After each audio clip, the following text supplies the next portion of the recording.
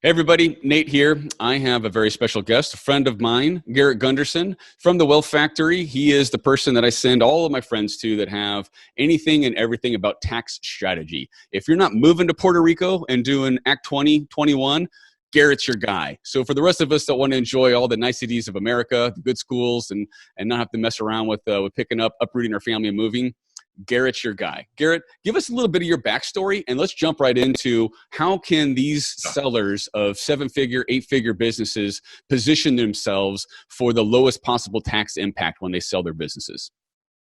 Look, I started in June of 1998 in the financial world, which means I was a product pushing salesman of mutual funds and life insurance. That was basically it. And then the market went down in 2000, and that's when my journey really began, because I was like, you're never allowed to say, oh, this is guaranteed. And I'm like, well, what is guaranteed in the world of finance? And I really came up with 4 main solutions, tax being the number one, right? If you save tax legally and ethically, that's a guaranteed return. Second was interest, how people structure their loans, how they negotiate interest rates, like all that. That was the second thing. The third one was on the investment side.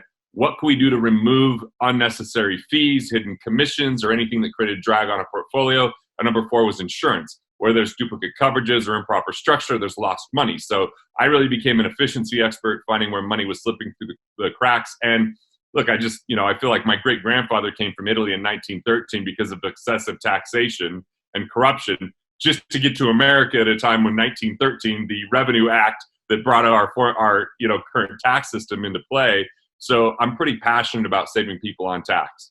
Be sure to subscribe and hit the bell for notifications about new videos and interviews. And introduce yourself in the comments. Are you a buyer or a seller?